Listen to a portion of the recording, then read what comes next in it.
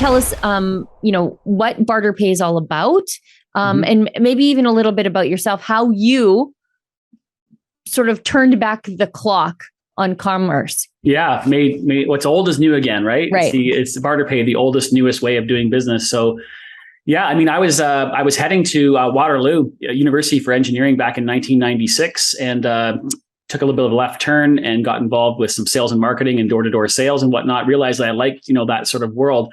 And met somebody who was sort of starting this barter company in Toronto, and I thought that was a really great idea. And long story short, they hosted a convention. There was a couple of people there that were wanting to launch a business in Canada, the same similar type business. And so I just came on board and got involved with that brand. Did that for about 15, 20 years. And then in 2017, I actually bartered my way to a meeting with Gary Vaynerchuk in New York. And came back from that, got a lot of social media coverage off of that, but came back from that and then really launched Barter Pay in 2018. So we've been in the barter payment space for over a quarter century, but really it was way too early to market. Back then, business owners weren't ready. Their mindset wasn't there. Nobody was thinking about alternate forms of payment, that sort of thing. And so we just stuck with it long enough. And along the way, my wife and I just celebrated 26 years married, but we've had 4 boys, age almost 16 to 23. So that's obviously a busy time. So building an unconventional business in a time where really nobody understands it or wants it and the technology's not there. And then obviously growing a bigger family of busy boys was an interesting time. So tell me exactly what Barter Pay does, because I find this fascinating, but as an Albertan, I can definitely relate. I'm a rural Albertan. So we're trading and horse dealing on things all the time out here in the country. I mean, you're just far away from town. It's what you do.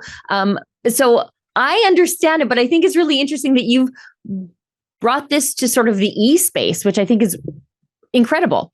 Yeah. We're very, grateful for this opportunity to serve businesses in this way and soon to be people. We'll get into that in a bit. But at the end of the day, Barter Pay, what we are is a company now that helps thousands of Canadian businesses, all Canadian businesses that want to participate, get the things that they need without having to use their hard-earned cash. And so, we do that across the country in multiple different cities. But we all know that, like you've already mentioned, bartering is really the oldest form of commerce. It's how business was invented a long time ago. And so, but we also know that for two parties to enter into a fair trade, each side has to want what the other person has at the same time and value, or they can't make that deal. It's actually called the coincidence of wants.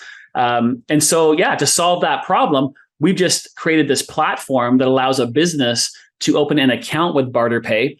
They can establish an account number, then they can offer up their goods or services onto the system. And we only really focus on what we call, you already alluded to this, their spare capacity, possibly stranded assets, that type of thing. For a service-based business, that's time and space that's expiring. For a product-based business, that's extra idle inventory sitting in the warehouse or on the shelf that normally they'd have to discount. And so, they offer up this spare capacity onto the network, and they're able to bank barter credits in exchange. And one barter credit equals $1 Canadian for valuation purposes. And as they bank this new revenue stream of barter credits, they're able to then take that barter value and go and barter and trade with anybody in the entire network. They're not restricted to those that acquired their good or service. So instead of this one-to-one conundrum of bartering, it's now this one-to-many ecosystem, this sharing economy, this bartering network that allows all these businesses to monetize their spare capacity in real time and all get what they need through the barter credit system. So how many businesses are actively using this? I think it's, as I said before, I think it's just fascinating that you figured out this way to connect people with, things that they have, but they can't use, with people who want it and have this other thing that they can't use. So how many businesses are involved in this? Yeah, and I'd love to chat about a couple of examples. Sure, that'd be great. In a moment, but just to answer your question, we have about just over 4,000 businesses in about 22 different markets across Canada.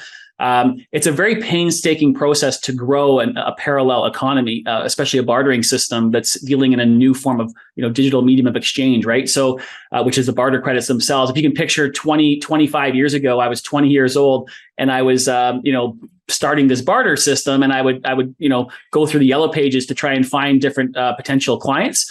And one of them was an office furniture place, and so we just found out that he had been pulled out a bunch of used furniture from McMaster University and put in a bunch of new stuff. Anyways, long story short, I'm chatting with him. Hey, can we barter some workstations for our new office? He says, sure, 3,000 barter credits is good.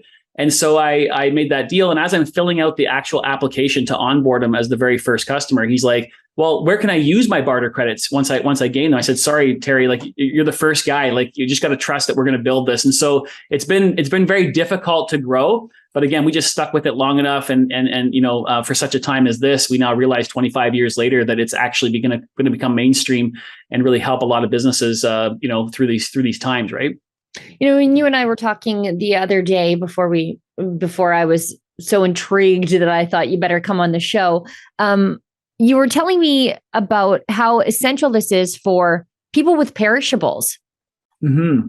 Absolutely. There's a number of examples there from both from the time and space side, service-based businesses and the product-based businesses. Products have shelf life, most of them. But for example, we did a deal recently about a year ago with a greenhouse in Niagara region where I live.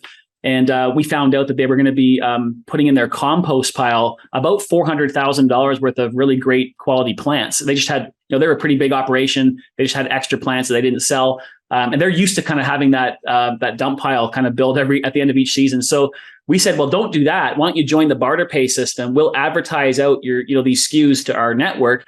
We'll sell off some of those plants into barter credits, and then you can use the barter credits. So anyways, thank goodness it was about October, and it was a warmer week that October. Thank goodness, because we ended up selling off about $150,000 worth of plants. He then banked those barter credits. He was able to use them for things like printing and marketing and web development, and he even gave I think $50,000 or more to charity through our Barter Pay It Forward Foundation. We also have a charitable arm in the whole thing. So yeah, it's like a super cool story of what was going to be going into the compost pile is now being, is capturing that value and now being redistributed for his own use and also to local charities.